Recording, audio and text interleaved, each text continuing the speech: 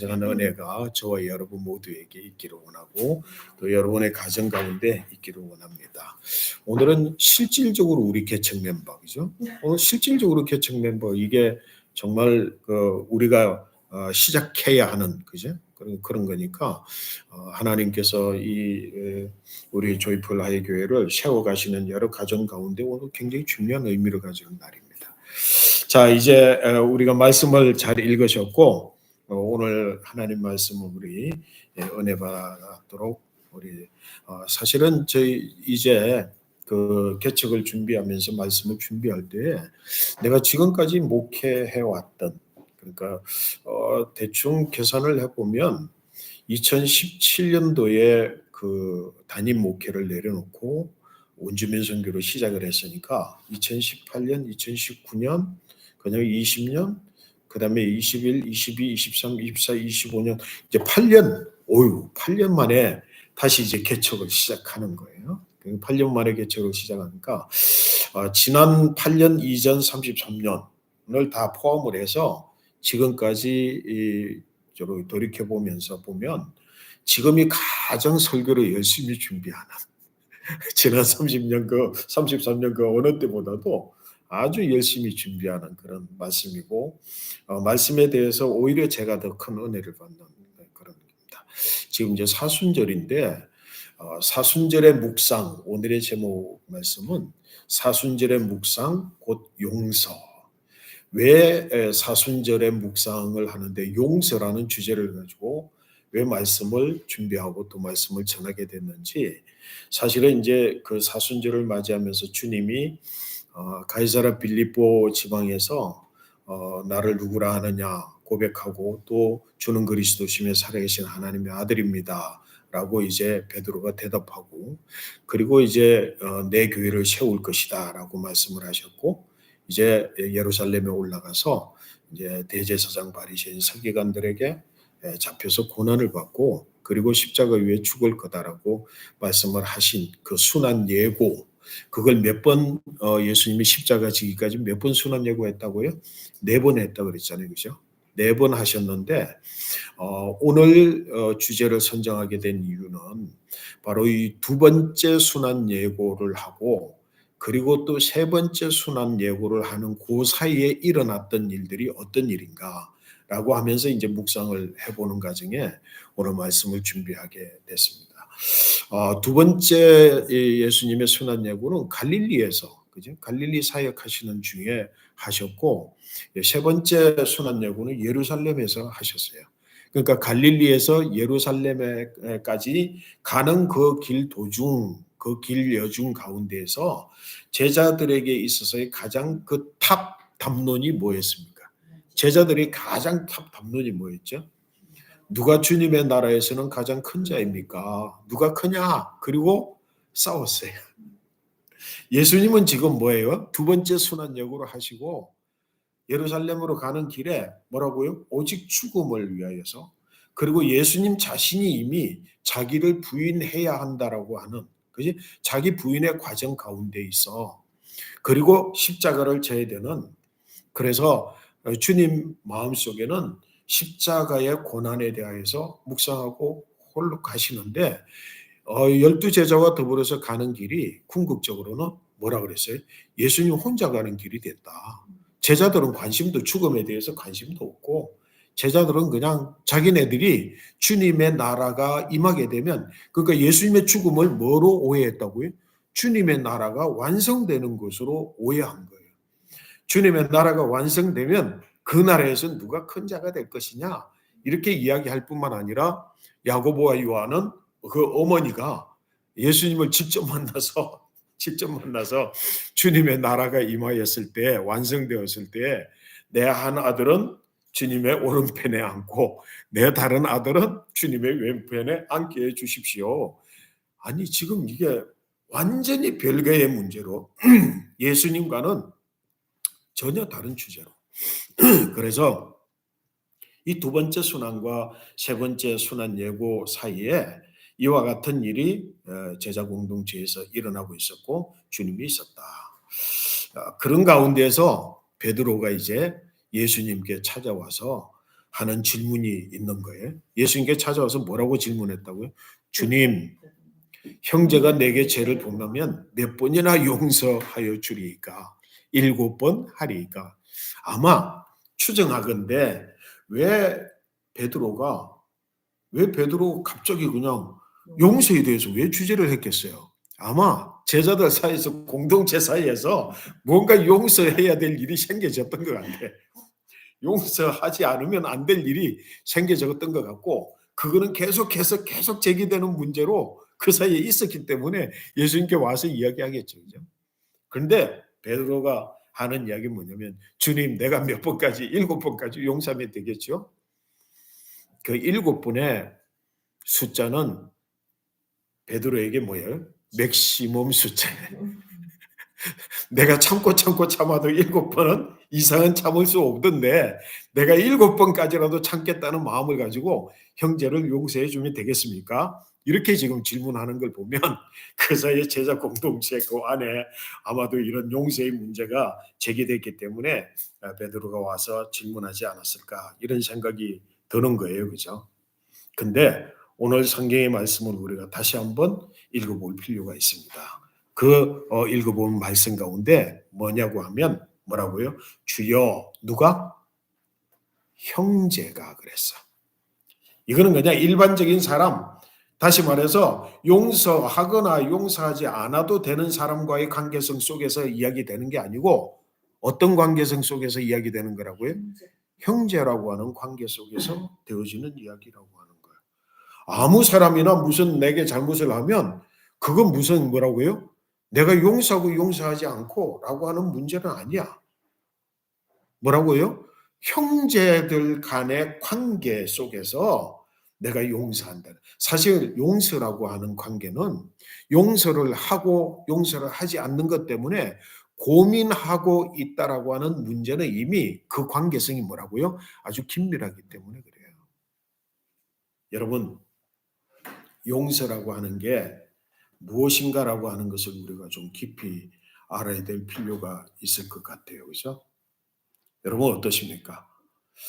여러분은 이 세상을 살면서 용서가 어떤 의미를 가지고 있습니까? 제가 이제 지난 33년 목회를 하는 기간 동안 인생의 마감을 하는 마지막 순간에 계시는 분들, 그분들에게 참 어려운 질문이지만 평생 동안 지금 이제 하나님의 부르심 앞에 있는데 하나님 부르심 받기 전에 우리 성도님 또는 장로님, 집사님, 권사님 인생의 가장 큰 뉘우치는 후회되는 일이 뭡니까? 라고 질문을 하면 대부분의 성도들이 뭐라고 하느냐면 용서하지 못한 것과 용서받지 못한 것. 인간의 최후의 마지막 순간에 자기 일생을 되돌아보면서 후회가 되는 게 뭐냐라고 했을 때, 누구를 용서했어야 되는데 내가 용서하지 못했어. 누구로부터 용서받지 못했어. 내가 용서를 구했어야 되는데 용서를 구하지 못한 채 용서받지 못했어. 그럼 뭐예요? 그 관계는 뭐였다는 거예요? 끊어졌다는 거예요. 끊어졌다는 거예요. 우리가 여러분 쉽게 이야기할 때, 쉽게 말할 때 뭐라고 해요? 뭐 그냥 그 사람하고 관계 끊어버리면 끝나는 거지 뭐. 용서라고 하는 것은 인간관계를 맺고 인간관계를 끊는 아주 중요한 절대적 이유와 근거가 되는 게 용서, 그죠? 여러분 진심으로 지금까지 오면서 내가 용서하지 못해서, 내가 용서를 구하지 못해서 관계가 끊어진 관계를 한번 뒤돌아 생각해 보세요. 이게 우리가 사순절날 깊이 묵상하고 또 반성하고 회개하고 뉘우쳐야 될 일이에요. 용서가 인간관계에서 얼마나 가치를 가지고 있느냐. 우리는 쉽게 용서를 하는 대신 뭐예요? 관계를 끊으면 돼. 내가 용서를 구하는 대신 관계를 끊으면 돼. 그렇게 생각을 하면서 뭐라고요? 관계를 끊어버리는 거예요. 정말로 우리가 인생을 살아가면서 용서한 적이 없다고 한다면 그래서 관계를 끊고 지금까지 살아왔다고 한다면 내가 과연 바른 삶을 살아가고 왔고 있는가? 지금까지 바른 삶을 살았는가? 라고 하는 것을 물어야 될 것입니다. 우리는 가능하면 뭐예요? 관계를 끊지 않기 위해서 용서를 선택하며 살아가는, 그래서 용서를 잘하는 그런 삶을 살아야 되는 것 아닐까요? 우리가 이런 반성을 하면서 오늘 사순절날 지난날의 과거의 모든 잘못과 죄를 생각하는 가운데 가장 중심에 두고 우리가 반성해야 되는 것이 바로 이 용서라고 하는 문제 아닐까 싶습니다. 예수님께서 오늘 말씀해 보니까 이와 같은 가운데에서 뭐라고요? 예수님께 찾아온 베드로가 뭐라고 질문했다고요? 형제가 내게 죄를 범하면 내가 몇 번이나 용서하여 주리이까? 용서가 필요한 관계, 그게 형제일 수 있고 친구일 수 있고 교인일 수 있고 가족일 수 있고 부부관계일 수 있고 형제관계일 수 있고 그리고 부모와 자녀 관계일 수 있겠죠. 가까운 이웃, 내 몸과 같이 사랑해야 될 이웃일 수 있겠죠. 그죠? 그래서 용서라고 하는 것은 철저하게 이 관계성을 전제로 하지 않으면 용서는 사실 의미가 없는 거예요. 얼마나 그 관계를 정확하고 그리고 공고하게 관계를 가졌느냐, 이거에 따라서 그 용서의 가치는 엄청나게 달라질 것이라고 하는 것이에요. 자, 여러분 한번 그렇게 생각해 보세요. 내가 관계를 친구 관계, 그 다음에 이웃 관계, 형제 관계, 가족 관계, 관계를 끊지 않기 위해서 내가 똑같은 것을 7번씩 내가 결단하고 용서하고 또 용서해 본 적이 있으세요? 별로 없을 거예요. 그냥 두세 번 하고 내가 할 수 있는 어떤 정도 하고 나면 그 다음에 뭐예요? 그 관계를 정리하죠. 너랑 나라는 그냥 그래 같이 살아도 부부 관계가 그래 너는 너고 나는 나다. 용서하지 못할 때 관계를 끊어버리는 거 아니에요? 진정으로 여러분은 관계의 용서 그 어느 경계선까지 문제없이 유지될 수 있었으며 그 관계가 어느 몇 번 용서의 선에서 그 관계가 끊어져 버리고 말았는지를 한번 곰곰이 생각해 보시기 바랍니다. 아마 반성할 게 많겠죠. 그래서 어쩌면은 죽음의 순간 죽지 못해서 안타까움이 있을 거예요. 그것 때문에 죽음이 두려울 수도 있겠죠. 왜 죽음이 두려운가? 왜 죽음이 후회스럽고 왜 죽음이 내게 마지막 순간까지 무거운 짐일 수밖에 없는가? 그것은 바로 용서 때문에. 우리 돌이켜보면서 회개하고 내가 진짜 그동안 몇 번 이상 용서를 못해서 끊어버린 관계가 있다고 한다면 이 사순절 기간을 통해서 다시금 이어가게 되시기를 축복합니다. 부부관계도 그런 관계가 많을 거예요. 그래가지고 나중에는 뭐예요? 우리가 같이 살긴 살지만 몸을 부딪힐 수 없다. 따로따로 침대 따로 놓고 살고 물론 불편함 때문에 이겠지만 마음속에 선을 그어버리고 관계가 끊어진 채 우리가 같이 한 공동체 속에서 살아가고 있다고 한다면 진정으로 뭐예요? 그것만큼 회개해야 되는 일이 없으리라고 생각이 되었습니다. 여러분 7번 했나요? 7번까지 못 갔죠? 7번까지라도 갔더라면 관계는 끊어지지 않았을 텐데 내가 7번이라도 용서했더라면 관계가 이렇게 멀어지거나 망가지지는 않았을 텐데 우리가 이런 일들이 얼마나 수없이 많아요.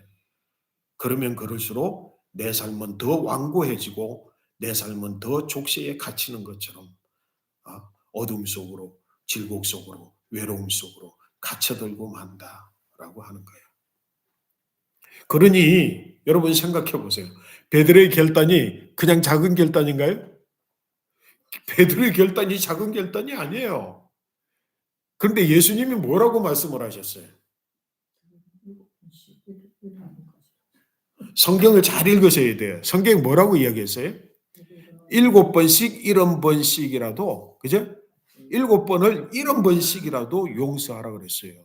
나는 그동안 말씀을 설교를 참 많이 하고 이 말씀을 참 많이 읽었는데 이번처럼 지금 이 본문 예수님의 이 말씀을 지금처럼 가슴 가득히 새겨본 적이 없었던 것 같아요. 왜? 그동안 나는 70번씩 7번이라도 이렇게 자주 이야기했어요.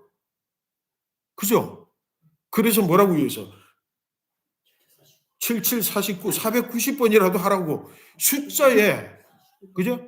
490번이라도 용서를 해야 된다라고 하는 숫자의 이야기를 했는데 그런 의미가 아니라는 사실을 이번에 제가 깨닫고 저도 회개 참 많이 했습니다. 주님의 말씀을 정확하게 읽으면 뭐라고 읽을 수 있다고요? 뭐라고 읽어야 되죠? 여기 한번 보세요. 뭐라고 읽어야 돼요? 7번뿐 아니라 7번을 70번까지라도. 이 말씀의 의미가 뭔지를 아세요? 이 말씀의 의미는 7번이 내 맥시멈이야. 최대야. 난 차라리 7번 할 바에야 내가 죽고 말아. 그걸 70번씩이라도 거듭하라는 거야. 내가 진짜 용서할 수 없다. 내가 여기까지는 진짜 더 이상 할 수 없어. 라고 하는 그 마지노선, 그 최극단의 지점, 그걸 70번씩이라도 계속해서라도 뭐예요? 용서해서 끊지 말아야 될 관계가 뭐라고요? 형제라는 거예요. 그게 우리의 관계성이라는 거예요. 그게 친구의 관계고, 그게 이웃의 관계고, 그게 형제의 관계고, 그게 부모 자식 간의 관계고, 그게 부부의 관계라는 거예요. 근데 오늘은 얼마나 많이, 아니 최극단 한 번도 가지 못해서 끊어버리는 거예요. 우리 주님은 7번을 가소롭게 여기신 거 아니에요. 우리는 그동안 뭐야? 아이고 7번? 웃기는 소리 하지 마라. 490번은 해야지. 7번을 가소롭게 여기듯이 490번을 해야 된다라는 수치적인 생각을 가지고 이 본문 말씀을 읽었더라고 한다면 이 본문을 잘못 읽은 것도 회개해야 돼. 뭐라고요? 내 최극단 할 수 없는 것까지 넘어서기를 70번씩이라도 넘어서면서 포기하지 말아야 될 것, 그것이 바로 관계라고 하는 거예요. 회개할 거 많죠? 죽음이 다가오고 있다면 이거 회개할 수 있고 이거 돌이킬 수 있는 시간이 내게는 너무 짧지 않을까? 여러분 되돌아보면서 우리가 주님, 자기 부인도 큰 주제였지만, 그죠? 자기 부인도 큰 주제였지만, 자기를 부인하지 못하여서 끊어버렸던 그 뭐라고요? 관계, 형제의 관계. 그것을 다시 한번 반성하고 회개하는 근본 사순절이 되시기를 축복합니다.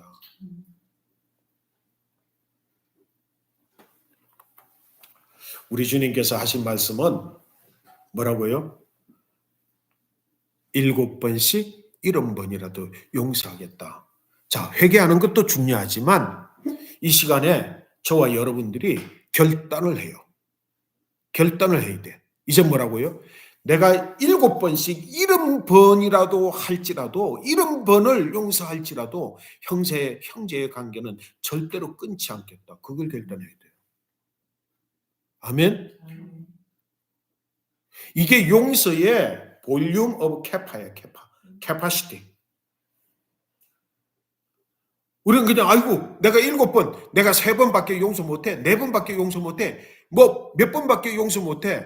이렇게 우리가 지금까지 살아왔다고 한다면 이 말씀을 듣는 순간부터는 내가 뭐라고요? 내가 용서할 수 없는 최극단, 그게 7번이라고 할지라도 그걸 70번이라도 거듭하면서라도 내가 형제의 관계, 친구의 관계, 이웃과의 관계를 끊지 않겠다. 우리 주님이 말씀하시는 두 번째 의도는 그게 뭐라고요? 나의 용서의 캐파를 넓히라는 거예요. 결단하시기 바랍니다. 결단하고 이제는 형제를 바라보면 내가 크로노스적 결단만으로도 몇 번은 해야 되는 거예요? 490번 아니에요. 내 최극단을 넘어서기를 70번씩. 차라리 이 극단을 넘느니 내가 그냥 포기하고 말지. 이 극단을 넘느니 차라리 내가 죽고 말지. 이 극단을 넘는 차라리 그냥 관계를 끊어버리고 말지. 라고 하는 걸 70번씩이라도 하겠다는 그 캐파로 내 마음속에 딱 가지고 있으면 이게 뭐예요? 이거는 뭐예요? 크로노스적 결단이에요.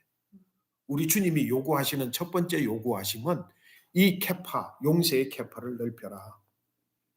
오늘 여러분, 저와 여러분들이 아멘으로 결단하시기 바랍니다. 아멘. 이게 얼마나 중요하냐면 캐파를, 마음속 결단의 캐파를 딱 넓히는 게 얼마나 중요한지 알아요. 여러분 인생이 달라진다고요. 제가 또 예화를 하나 드리려고 합니다. 여러분들이 혹시 알고 있는 예화일지 모르지만 우리 아들 조설진이 이직을 한다고 그럴 때, 이직한다고 할 때, 이직을 하기로 그래 허락을 하고 우리 가족들이 그래 이직하자. 어쩔 수 없이 이직을 해야 되겠다. 하고 이직을 가하는데 가만히 두고 보니까 1희1비 한 번 하고 조금 뭔가 잘하면 막 즐거워하다가 그냥 실패하면 그냥 비탄에 빠져가지고 내가 뭐가 모자라나? 뭐가 안 돼서 그랬나? 내가 뭐가 못났지? 자꾸 자기 비하를 하는 거예요. 내가 실력이, 나는 그동안 내 실력이 있다고 믿었는데 내가 실력이 이거밖에 안 되나? 그래서 내가 이제 불렀어요. 설진 너 일로 와. 일로 와. 너 이직을 한다 그러면서 그렇게 일희일비 해가지고 어떻게 이직하냐? 너 그러면 평생 이직 못해. 내가 오늘 분명히 너한테 이야기하는데 앞으로 300번을 실패하겠다. 그렇게 마음 결단해. 그 결단을 하지 않으려면 이직 생각하지 마라. 포기해. 이직을 포기해. 네가 이직을 하려면 앞으로 300번 내가 실패하면서도 내가 이직하겠다. 아예 캐파를 넓혀. 그렇게 했는데 또 보니까 가만히 보니까 나 벌써 한 번 실패했어요. 두 번 실패했어요. 세 번 실패했어요. 숫자로 세는 거 보니까 틀렸어. 너 일로 와. 두 번째 일로 와. 너 일로 와. 그거는 실패가 아니야. 네 어플라이 한 군데 해가지고 답변 안 오면 그걸 실패 한 번으로 해서 안 돼. 어플라이 했어. 리플라이 돌아왔어. 그래서 면담을 인터뷰를 잡았어. 그래서 인터뷰를 했어. 인터뷰를 했는데 떨어져서 그게 한 번이야. 그렇게 실패하려면 어플라이를 몇 번이나 해야 되겠어. 800번, 900번 어플라이를 하고 그리고 인터뷰 잡혀서 하는 것을 얘가 처음에는 도저히 놀래서 캐파를 넓혀. 그리고 나니까요. 몇 번 몇 통 보냈는데 답변 없다는 소리는 싹 사라졌어. 싹 사라지는 거야. 그 다음에 뭐예요? 인터뷰를 몇 번 잡았다. 몇 번 갔다. 말이 달라지는 거예요. 처음에는 한 번 그랬다가 왜 내가 이렇게 능력이 없나, 뭐 실력이 없나, 뭐가 잘못됐나, 뭐가 못됐나, 막 이렇게 하던 친구가 이 300번이라는 숫자를 듣고는 그냥, 어플라이 몇 번 하고 나서는 몇 번 보냈는데 돌아오지 않는다는 것 때문에 막 그냥 난 몇 번 실패했다 그러는데 아니야. 인터뷰하고 인터뷰 끝에 실패한 걸 한 번으로 친다고 그러니까 그 말 딱 하니까 이전까지 했던 모든 말들은 싹 사라졌어요. 여러분 용서, 캐파를 넓히시기 바랍니다. 이거는 크로노스적 결단이야. 크로노스적 결단만으로도 우리는 인간관계에 실패하지 않을 거예요. 그죠? 근데 예수님께서는 거기에서 그치는 게 아니었어요. 주님이 진짜 예수님께서 베드로에게 해주고 싶은 말씀. 그것은 뭐겠어요? 크로노스적 결단으로 용서하는 것이 아니라 어떻게 하면 카이로스적 은혜로, 감사로, 감격으로 용서할 수 있겠냐. 여러분 생각해 보세요. 한번 생각해 보시라고요. 내가 내 맥시멈 7번을 용서하기를 끄덕끄덕 하면서까지라도 형제의 관계를 끊지 않으려고 하면 그 세상이 얼마나 힘들겠어요. 그게 십자가지. 그게 십자가예요. 근데 뭐예요? 자기를 부인하기 전에 지는 십자가야. 무거운 짐으로서의 십자가야. 그럼에도 불구하고 몇 번을 해야 된다고요? 490번이 아니라니까. 7번씩이라도 7번을 내 맥시멈을 70번씩이라도 해야 되는 무거운 짐을 지서라도 포기하지 말아야 될 형제인데 그거는 크로노스적 결단으로 그러면 카이로스적 결단으로 가능한 그 일에 대해서 주님이 가르쳐 주셨어요. 그게 오늘의 말씀이야. 그게 오늘 깨달아야 되는 말씀이에요. 전혀 다른 세계, 전혀 다른 차원에서 우리가 형제를 용서함이 어떤 의미, 어떤 가치인지를 우리에게 가르쳐 주신 말씀이에요. 성경의 말씀에 뭐라고 기록됐다고요? 그러므로 천국은 그렇게 이야기했어요. 다시 한번 정리합니다. 이 세상에서는 얼만큼 결단해야 된다고요? 7번을 70번이라도 캐파를 넓혀서라도 포기하지 말아야 될 그 형제의 관계, 그래서 용서해야 되는 그 무거운 짐, 내 결단, 내 수고를 통해서 해야 되는 것, 그것은 뭐라고요? 이 크로노스적 세계 속에서지만, 근데 23절 말씀이 뭐예요? 그러므로 천국은 어떻느냐? 그러면서 예수님께서 비유로 하셨어요. 종들이 결산날이 할 때에 누가 1만 달란트 빚진 자가 있어. 그 1만 달란트 빚진 자를 데려다가 말하기를 갚아라. 갚을 것이 없는지라. 주인이 명하여 그 몸과 아내와 자식들과 모든 소유를 다 팔아서라도 갚으라. 여러분 이게 얼마나 임금도요. 이 임금도 대단한 임금이에요. 네 몸을 팔고 네 아내를 팔고 네 자식을 팔고 네 모든 소유를 다 팔아서 끌어와라. 그래서 1만 달란트 빚을 갚으라. 여러분 1만 달란트를 지금 시세로 계산을 하면 얼마 정도 될 것 같아? 우리 김진 집사에 얼마 정도 될 것 같아? 대출 계산 3조? 3조? 그 돈을 갚을 수 있어요? 사실 이야기했던 것처럼 뭐라고요? 예수님이 요 앞에서 베드로에게 크로노스적 결단을 가지고 온 베드로에게 크로노스적 결단으로 수치를 제공한 뭐예요? 490 계산하면 490번 용서. 아니 최극단으로 용서할 걸 70번 계속하는 그 용서의 분량이 사실은 뭐예요? 3조를 갚는 것과 같은 짐이야. 그렇지 않겠어요? 이거 불가능하지, 어렵지. 근데 임금이 그리하지 마옵소서, 나에게 참아주소서라고 말하는 종이 성경의 말씀에 27절 그 종이 주인이 불쌍히 여겨 그 종을 불쌍히 여겨 뭐 했다고요? 불쌍히 여겼어요. 놓아 보내며 그 빛을 어떻게 했다고요? 탕감해 줬어요. 여러분 이게 상상이 갑니까? 여러분 가능하겠어요? 만약에 여러분에게 빚진 사람이 있어. 그 빚이 3조까지 됩니까? 몇 천만 원? 크게 잡아서 몇 억? 작게 잡으면 몇 백만 원? 아니 몇십만 원. 아니 몇만 원 가지고도 관계를 끊어버렸어. 그죠? 그런데 그 빛을 탕감해 줬어. 근데 오늘 성경의 말씀에 계속 보니까 그 종이 나가서 자기에게 얼마? 100데나리온 빚진 자를 만나서 목을 잡고 내 빚을 갚으라. 내게 참으소서라고 말하는 그를 옥에다가 가두어 버렸어요. 100데나리온이면 얼마 정도 될까요? 10만 원입니다. 예? 100데나리온이면. 100데나리온은 계산하기 쉬워. 한 데나리온이 1당이야. 그러니까 1당 좋습니다. 10만 원으로 한번 쳐봅시다. 10만 원으로 치면 얼마? 100데나리온이니까 뭐예요? 1000만 원? 1000만 원이에요.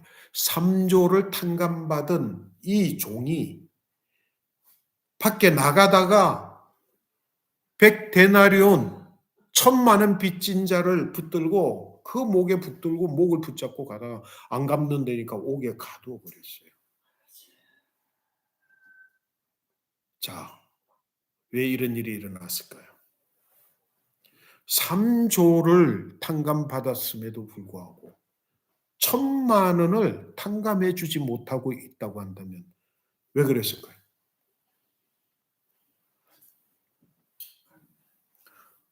오늘 말씀 정말로 깊이 한번 묵상해야 돼요.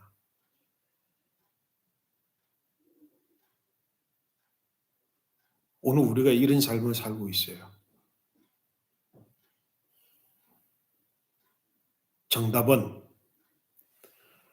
임금은 그 종의 빚을 탕감해 줬지만 정작 그 종은 임금이 탕감해 죽은 그 1만 달란트 탕감받지 못했어요. 받아들이지 못했어.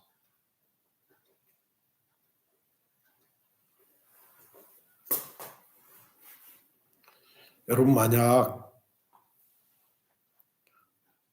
1만 달란트를 진짜 탕감받았다고 한다면 진짜 탕감해 줬어. 그걸 내가 받아들였어. 그러면 어떡해? 그 마음이 어떨까? 날아가는 거지. 날아가는 거지 뭐. 진짜 날아가는 거지. 그 마음 가지고 밖에 나갔더라면 100데나리온 1000만 원 빚진 자가 보여. 그럼 어떡할까? 에, 너 일로 와, 일로 와, 일로 와, 일로 와. 야, 너 안 갚아도 돼. 그러면서 자기 주머니에 있던 돈도 다 주고도 남아. 우리 주님이 나의 1만 달란트 되는 죄를 다 탕감해 주셨어. 근데 우리는 100데나리온 빚진 내 동료, 내 형제, 내 가족, 내 친구, 내 이웃 용서하지 못한 채 감옥에 가두고 관계를 끊었어.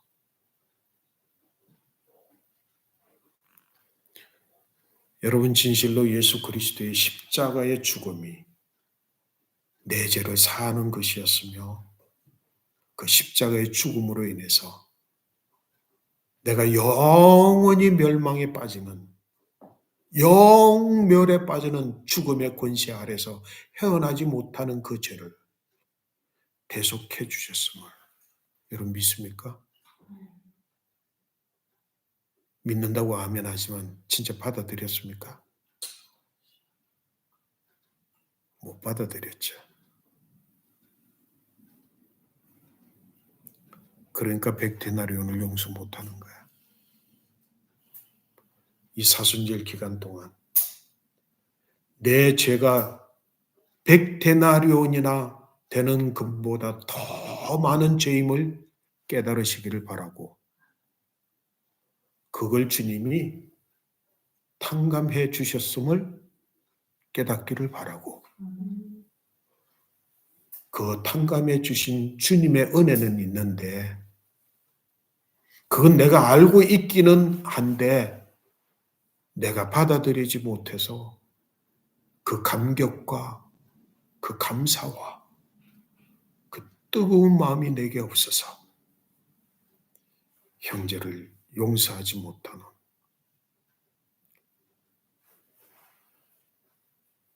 저와 여러분들이 만약에 주님의 이 구속하신 은혜를 깨달아 안다면 7번씩 70번이 문제겠어요? 용서는 우리의 결단으로 결단해서 용서하는 것이 아니라 그냥 용서는 되어져요. 그죠?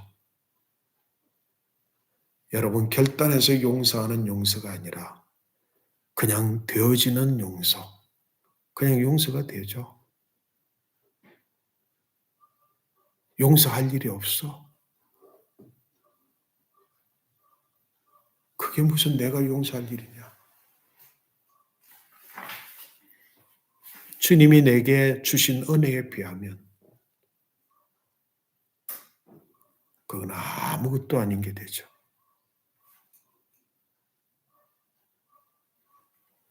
용서받지 못한 자는 용서할 수 없습니다. 용서받은 만큼의 감사와 감격이 있다면 용서가 되어집니다. 여러분, 아까 결단을 가지고 캐파를 넓히라 그랬잖아요. 결단을 가지고 캐파를 넓히는 거는 내가 정말 짐이야. 내 힘으로 정말 짐이야. 근데 뭐예요? 내가 받은 은혜가 훨씬 더 크면 그냥 자연스럽게 되어져. 용서받은 게 크면.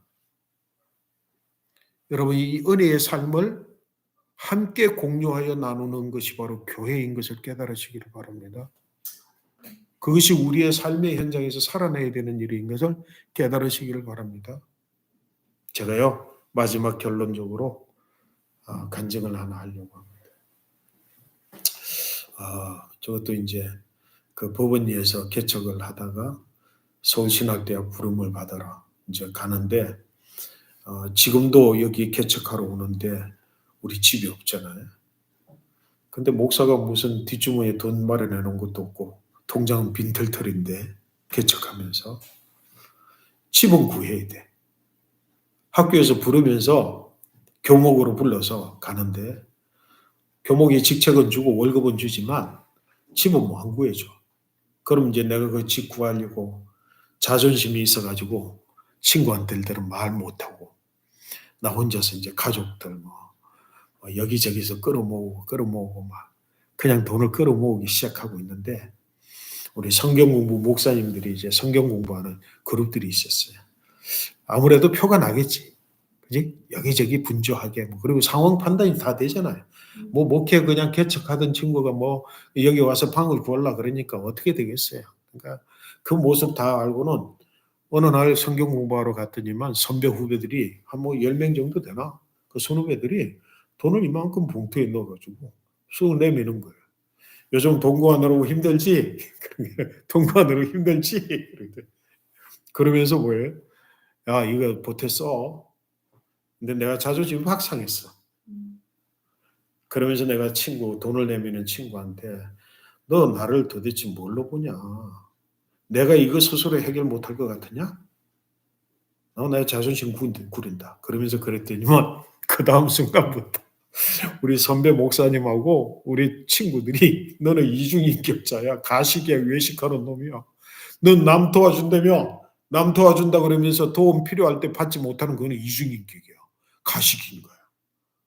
너 조건 없이 남을 도와주면 너 조건 없이 받는 것도 자유로워야지. 너 그렇게 좀 목회를 그런 식으로 했냐고 막 얼마나 다그치는지 내가 부끄러워 가만히 듣고 보니까 그 말이 맞기는 맞아. 맞는 말이야. 그래서 내가 그래 맞아. 야, 돈 가지고 있어. 내가 돌이켜보고 내 솔직히 자존심도 상하는데 내가 이거 내려놓고 이야기 들어보니까 맞으니까 내가 얼마나 내 스스로 기도하고 내가 마음에 받아들이게 되면 내가 그걸 수용하게 되면 내 돈 내놓으라고 그럴 테니까 그때까지 킵하고 있어. 그리고 맡겨놓고 집에 가서 이제 그 곰곰이 생각해 보니까 맞아요. 너무 외식적이었어. 너무 가식이야. 남을 도와준다 그러면서 내가 도움 받는 거는 자존심 상하는 일로. 그래서 회개하고 그리고 가서 돈 내놔. 이렇게 해서 딱 했는데 어이구 제법 두둑해. 근데 무슨 일이 일어난 줄 알아요? 그 다음부터는 내가 남을 도와줄 때 그전에는 요거 내가 요만큼 있는데 요 중에서 떼서 요만큼 주고 나면 내가 지금 쓸 일이 이거 계획이 있었는데 이거 못하고 그럼 이번에는 손가락 빨아야 되겠구나. 이렇게 해가지고 남을 도와줬어. 근데 그 도움 딱 받고 나서부터는 내게 무슨 변화가 있는 줄 알아? 적어도 그만큼의 돈, 그보다 작은 거는 계산 안 돼. 필요하면 그냥 도와줘. 뭐 이거 없어지면 어떻게 돼? 이거 없어. 내가 받은 만큼. 그래서 학생들 장학금도 주고 그랬어요. 내가. 여러분, 이게 하나님의 은혜예요. 이게 뭐예요? 크로노스적인 결단에 의한 용서가 아니라 카이로스적인 뭐예요? 되어지는 용서야. 내 크로노스적 결단을 가지고 내 용서의 캐파를 넓히는 것도 중요하지만 하나님의 은혜, 하나님의 용서를 받은 내가 그 용서에 감사하고 감격하면 이 세상에 어떤 죄도 형제의 어떤 허물도 받아들이지 못할 허물이 없다. 이 말씀 깊이 깨닫는 성도 여러분 되시기를 축복합니다. 아멘. 자, 오늘